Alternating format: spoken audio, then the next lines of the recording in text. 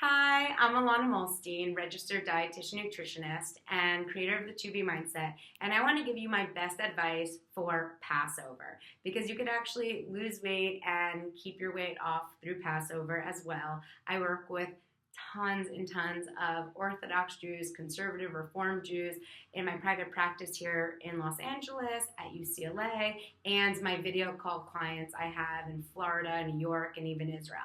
There are lots of ways you can improve your eating through Passover, and I want to give you some of the best tips. So it always starts with the mindset. You really want to focus on the mindset piece because that's what throws everyone off on Passover.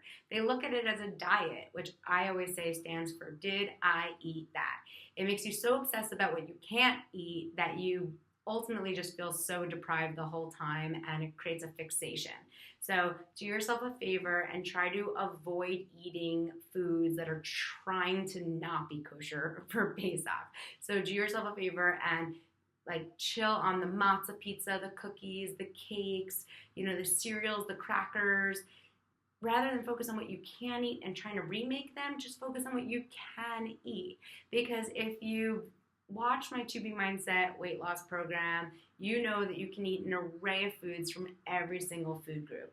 Veggies are great. Proteins are all good. Fiber-filled carbohydrates, plenty. Fruits, sweet potato, quinoa, whole wheat matzah. There is a good amount there that you can eat. And when it comes to accessories, the marinades, the salad dressings, all of that's still good. So you can still maybe not have a lot of bottled salad dressings, but you could make your own vinegar, olive oil, a little bit of honey, salt, spices, and have lots of delicious condiments to eat and make your food taste so good all Passover long.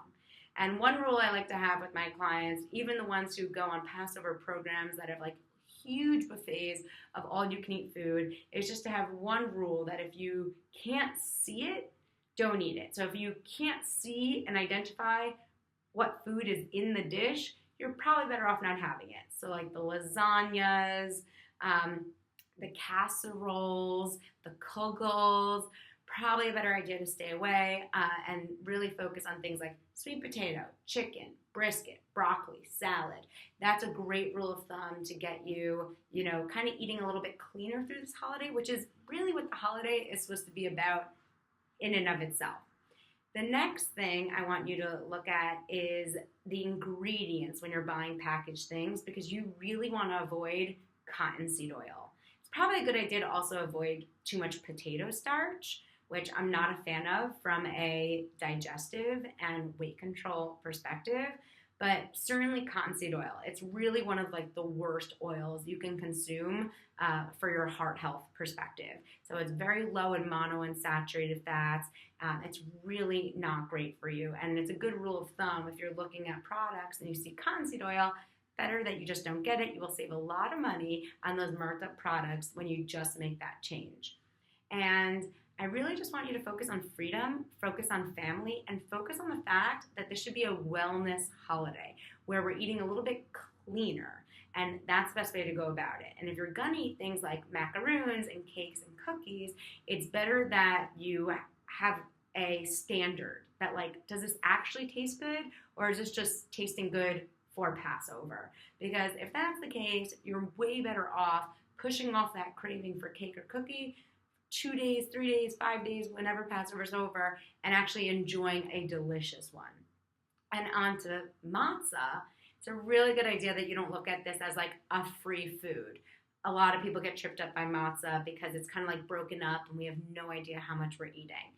Try to really control how much you're eating. Look at it as not a free food, but kind of eating dense bread or spoons of flour, and take a board, cut it in half, maybe take a quarter or take half, and just know that you're having that piece rather than just mindlessly snacking on it at a table. Just try to be cautious about that so you actually know how much of this matzah you're actually consuming, because like I said, even though it tastes pretty airy, it is not pretty airy when it comes to how you digest it and what's going to stick with you later on.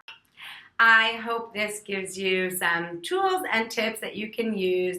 Be sure to like and comment below and share this video with friends you think it could help too. Bye and happy Passover.